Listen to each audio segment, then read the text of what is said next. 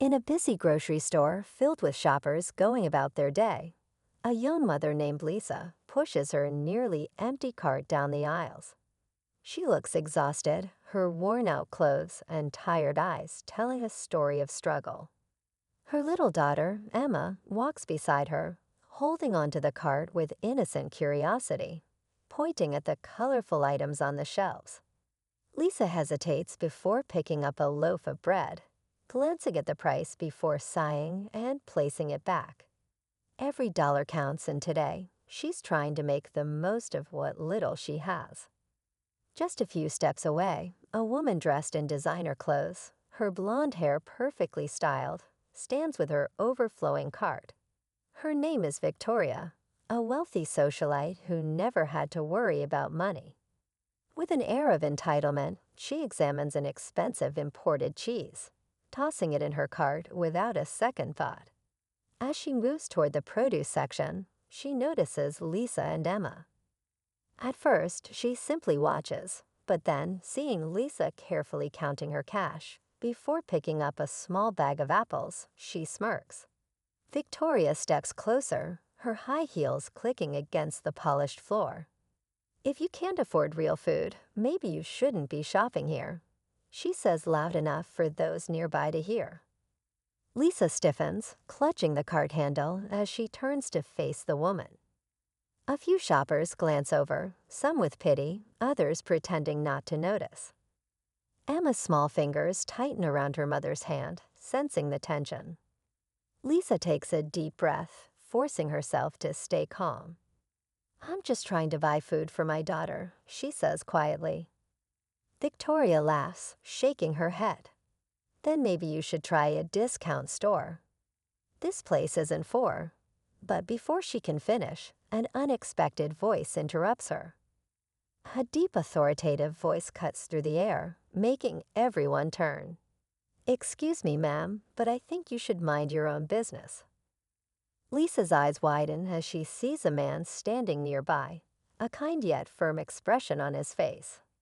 Victoria looks taken aback, clearly not used to being challenged. The store goes quiet for a moment, as if waiting to see what happens next. What follows will leave everyone in the store speechless. Victoria narrows her eyes, turning sharply toward the man who just spoke. He's tall, dressed casually in a simple button-up shirt and jeans, but there's something about him that commands attention. His expression is calm but firm, and his gaze is locked onto hers, unflinching. Lisa, still gripping the cart tightly, looks between them, unsure of what to say. Emma clings to her mother's side, her wide eyes filled with confusion. Victoria scoffs, flipping her perfectly curled hair over her shoulder. "And who exactly do you think you are?" she asks, crossing her arms. The man doesn't flinch. "Just someone who believes in treating people with respect," he replies. "Something you clearly don't understand." A few shoppers pause their browsing, subtly watching the exchange. The tension is thick in the air, and Lisa can feel her heart pounding.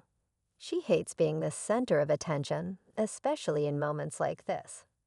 She just wanted to grab a few groceries and get home, not become part of a scene in the middle of the store. Victoria lets out a dramatic sigh, shaking her head. "Respect? Please, I'm just stating the obvious. If she can't afford to shop here, then maybe she shouldn't be here at all." Lisa swallows hard, her face flushing. She's heard comments like this before, whispers at work, judgmental looks from people who don't understand her struggles. Being a single mom isn't easy. She works 2 jobs, barely making ends meet, but she does everything she can to provide for Emma. She doesn't deserve this. The man steps closer, his voice steady. "You don't know anything about her life. You just assume things because of what she's wearing or what's in her cart. But money doesn't define a person." Victoria rolls her eyes. "Spare me the lecture," she mutters, turning away as if the conversation is beneath her. Lisa finally finds her voice, her hands trembling slightly. "I'm not ashamed of my situation," she says, her voice quiet but strong. I'm doing my best, and that's all that matters. The man nods approvingly, while Victoria just smirks. Sure, she says, if struggling is something to be proud of. Lisa exhales slowly, gripping Emma's hand tighter. She wants to leave, to escape the weight of this moment. But before she can move, something unexpected happens that changes everything. A sudden voice breaks through the tension, catching everyone off guard. Excuse me, is everything all right here? A store manager, a middle-aged man with a name tag that reads Greg steps forward, glancing between Lisa, Victoria, and the stranger. His expression is neutral, but there's a hint of concern in his eyes. The last thing he wants is a scene in the middle of his store. Victoria immediately straightens up, her demeanor shifting. Oh, finally. Yes, actually, I was just pointing out that some people should know their place, she says with a dramatic sigh. I mean, it's not my fault if someone can't afford to shop here. Greg's brow furrows slightly as he looks at Lisa, who is still standing stiffly next to her cart, her daughter's small hand gripping hers tightly. He recognizes her. She's been coming here for months, always quiet, always careful about what she buys. He's seen her put things back more times than he can count, yet she never complains. Lisa swallows hard, willing herself to stay composed. The weight of the situation is pressing down on her, making her want to disappear.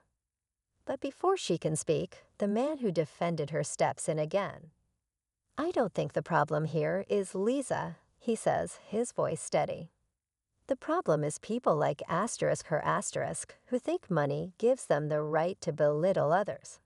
His sharp gaze lands on Victoria, who scoffs in disbelief. Greg exhales slowly, clearly debating how to handle this. Ma'am, he says, turning to Victoria, this store is open to everyone. We don't judge our customers based on what's in their carts. Victoria lets out a short, humorless laugh. Oh, please, I'm just saying what everyone else is thinking. She gestures vaguely at the other shoppers, but to her surprise, no one nods in agreement. In fact, a few people shift uncomfortably, some even shaking their heads. A woman near the dairy section whispers something to her husband, and another shopper, a teenage boy in a hoodie, mutters, "That's messed up," under his breath. Lisa feels her chest tighten. She doesn't want to fight. She just wants to buy food for Emma and leave. But the way Victoria talks, the way she dismisses her as if she's nothing, it stings in a way she can't ignore. Emma tugs at her mother's sleeve, her small voice barely above a whisper. Mommy, can we go now? Lisa nods, her heart aching. Yeah, sweetheart, she murmurs. She starts to push the cart forward, ready to walk away from all of it. But before she can, Victoria's next words stop her in her tracks. That's right, just walk away. People like you always do. Something inside Lisa shifts. She spent her whole life swallowing her pride, pretending words don't hurt, keeping her head down. But today, in this moment, with her daughter watching, she refuses to be small. She turns back, meeting Victoria's gaze head-on. No, Lisa says, her voice calm but firm. People like you expect us to walk away. But I'm done letting people like you make me feel less than I am. A hush falls over the store. Even Victoria seems momentarily taken aback. Greg looks between them, unsure of what to do next. The man who defended Lisa nods slightly, as if encouraging her to keep going. Victoria scoffs again, crossing her arms. And what exactly are you going to do about it? She challenges. Lisa doesn't have an answer. Not yet. But something tells her this moment isn't over. Something tells her that for the first time in a long time, she's about to stand her ground in a way she never has before. The air in the grocery store feels heavy, thick with unspoken words and emotions, ready to boil over. Lisa stands her ground, her fingers tightening around the handle of the cart. Emma clings to her side, sensing that something important is happening even if she doesn't fully understand it. The man who spoke up for Lisa watches closely, his expression unreadable, while Greg, the store manager, shifts uneasily. A few other shoppers pretend to be busy picking out produce, but their sideways glances reveal that they're paying attention. Victoria tilts her head, a smirk playing on her lips, as if she finds this whole situation amusing. "Oh, so now you found a little bit of courage," she taunts.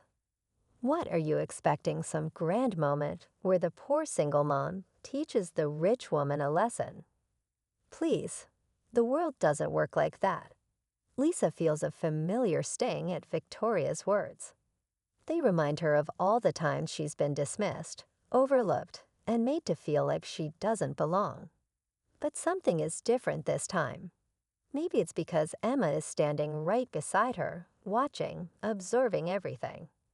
Maybe it's because she's tired of working endless hours only to be judged for how little she has. Tired of feeling like she has to apologize for struggling. She looks Victoria in the eye, and for the first time, she doesn't look away. "You don't know anything about me," Lisa says, her voice steady. "You assume because I don't have what you have, I don't belong here. But what makes you so much better than me? The price tag on your coat, the brand of your purse." Victoria blinks, caught off guard for the briefest moment before she recovers. "It's not about being better," she says smoothly. "It's about knowing your place." Lisa exhales sharply, shaking her head. "And who decided my place? You." More shoppers have stopped now, openly listening. A woman near the bakery section crosses her arms, clearly unimpressed with Victoria's behavior. The teenage boy from earlier whispers something to his friend, shaking his head. Even Greg seems uncertain, as if he's realizing that what's happening here is bigger than just a simple argument in a grocery store. Victoria lets out a small, bitter laugh. "You know what? Believe whatever you want. But let's be real. You'll always be struggling while people like me will always be winning. That's just life." Lisa feels a deep ache in her chest, not from Victoria's words exactly, but from the painful truth laced within them. Life has been unfair. No matter how hard she works, no matter how much she sacrifices, it never feels like enough. But does that mean she has to accept being treated like she's less than? Before she can respond, the man beside her speaks again, his tone sharper this time. "You talk like money is the only thing that matters," he says. "But tell me, what exactly makes you rich? A bigger house? A nicer car? Because from where I'm standing, you don't seem very wealthy in the ways that actually count." Victoria's eyes darken. "Oh, spare me the lecture," she snaps. "You don't know anything about me either." The man shrugs. "Maybe not. But I do know that kindness doesn't cost a thing, and yet you act like you can't afford even that." For the first time, Victoria seems at a loss for words. The store is completely silent now, every pair of eyes locked onto the scene unfolding. Lisa feels her pulse in her ears, her heart pounding not from fear, but from something else, something unfamiliar but powerful. Victoria clenches her jaw, gripping her expensive handbag tightly, as if holding on to the last shred of control she has. Then, without another word, she turns on her heel and starts pushing her cart away. Lisa should feel relieved. The confrontation is over, right? But something tells her that this isn't the end of it. Not yet. Just as Victoria turns to walk away, a voice echoes through the store, stopping everyone in their tracks.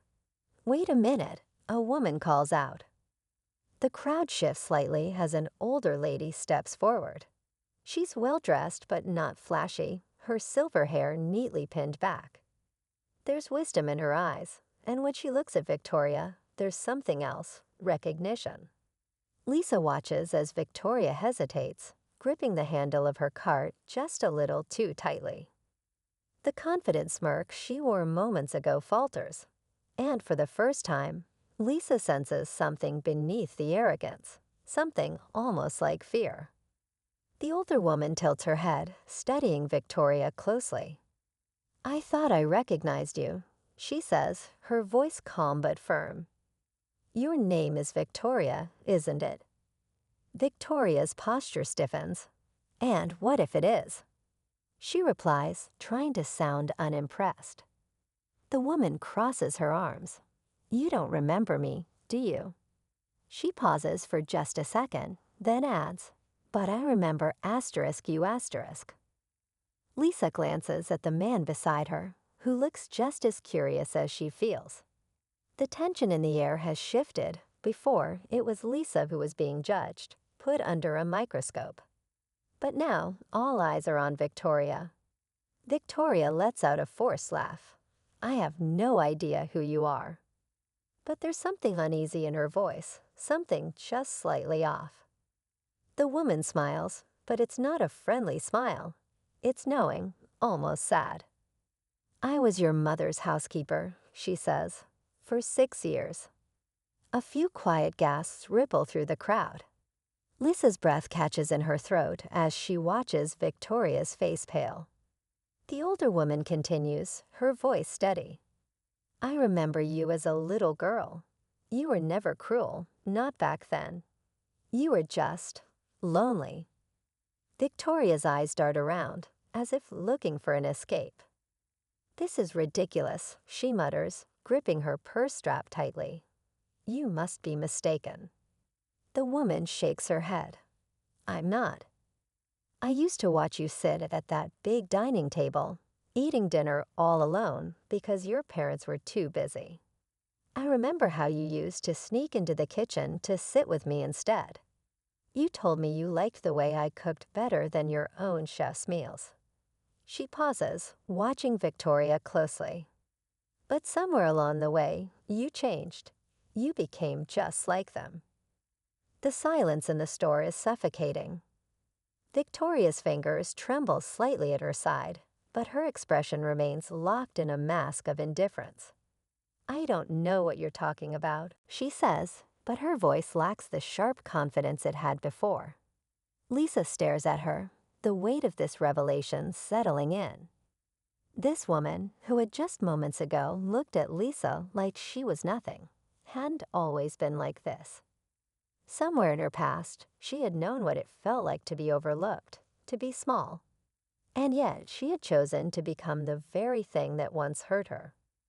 The older woman sighs softly. "I don't know what happened to you, Victoria, but kindness isn't weakness. It never was." Victoria exhales shakily, her lips pressing into a thin line. The crowd waits, expecting her to snap back, to deny everything, to walk away without another word. But instead, she stands frozen, as if for the first time, she's unsure what to do. Lisa grips Emma's hand, her own emotions swirling inside her. Whatever happens next, she knows one thing for sure. This moment is about to change everything. Victoria stands frozen, her carefully built mask cracking under the weight of the older woman's words. Her grip on the cart tightens, and for a moment, it looks like she might lash out, say something cruel to regain control of the situation. But instead, she exhales sharply and looks away, as if avoiding the stares of the people around her will somehow make this moment disappear. Lisa watches the emotions flicker across Victoria's face.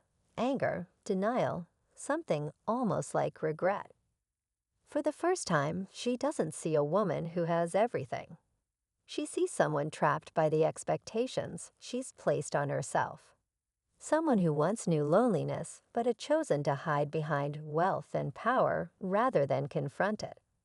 The older woman sighs, shaking her head. "I didn't bring this up to embarrass you, Victoria," she says gently. "But I wanted you to remember. Because once upon a time, you understood what it felt like to be treated like you don't belong." Victoria swallows hard, still refusing to meet her gaze. The store remains silent, everyone waiting for her next move. Then, without another word, she pushes her cart forward. She walks past Lisa, past the onlookers, past the woman who knew her as a child. Her steps are quick, her face unreadable. And just like that, she's gone. A long breath Lisa didn't realize she was holding escapes her lips. The tension in her chest slowly unravels, but a strange feeling lingers. It's not triumph. It's not satisfaction. It's something else, something heavier. Greg, the store manager, clears his throat awkwardly. Oh well, he mumbles, rubbing the back of his neck. That was something. The older woman turns to Lisa with a kind smile. You held yourself with grace, she says. Not everyone would have. Lisa glances at Emma, who looks up at her with wide, curious eyes. She squeezes her daughter's hand, feeling a quiet sense of pride. I just did what I had to, she says softly. The man who had spoken up earlier nods in approval, and that's exactly why it mattered. Lisa offers a small, grateful smile before turning back to her cart. She's ready to finish her shopping and get back to her day. But as she reaches into her bag for her grocery list, a folded piece of paper catches her attention. She frowns, pulling it out. It's a receipt. Not hers. She unfolds it and freezes. At the bottom, scrawled in rushed handwriting, is a note. Asterisk, I know what it's like to struggle. You don't deserve to feel like you don't belong. Your groceries are paid for. Take care of your daughter, asterisk. Lisa's heart pounds as she flips the paper over, looking for a name. There isn't one. But at the top of the receipt, just barely visible, is a single initial. Asterisk v asterisk. A shiver runs through her as she looks toward the store entrance. Victoria is gone. Lisa exhales, her emotions a tangled mess of shock, gratitude, and something close to understanding. She looks down at Emma, brushing a strand of hair from her daughter's face. Come on, sweetheart, she murmurs, pushing the cart forward. Let's go home. Lisa walks toward the checkout line, the receipt still clutched in her hand. Her mind is racing, trying to process what just happened. Of all the ways she thought this day would end, this wasn't one of them. Victoria, the same woman who had humiliated her, had silently done something kind. There was no apology, no grand gesture, just a simple act that spoke louder than words ever could. Emma tugs at her sleeve. Molly, what's wrong? Lisa blinks, looking down at her daughter's innocent face. She forces a smile and kneels beside her. Nothing, sweetheart, she whispers. Someone just did something really nice for us. Emma tilts her head. Like a good person. Lisa hesitates, then nods. Yes, she says softly. Like a good person.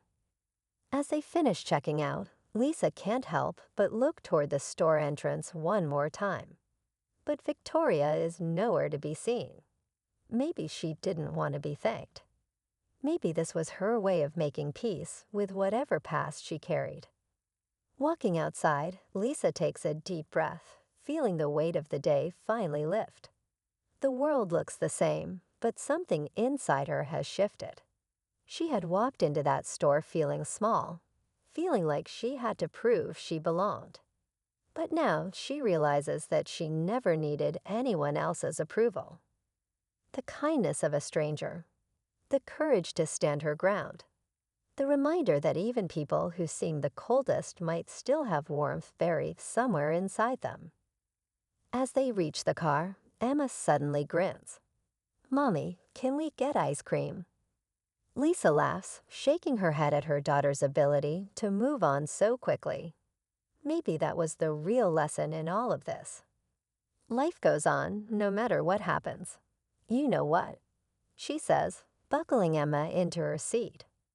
I think that sounds like a great idea. As she drives away, Lisa glances at the receipt one last time before tucking it into her purse. Not as proof of what happened, but as a quiet reminder that even the most unexpected people can change. And sometimes kindness comes from the places you least expect. With the sun setting behind them, Lisa and Emma head toward their next stop. A simple moment, a new beginning, and a lesson neither of them will ever forget.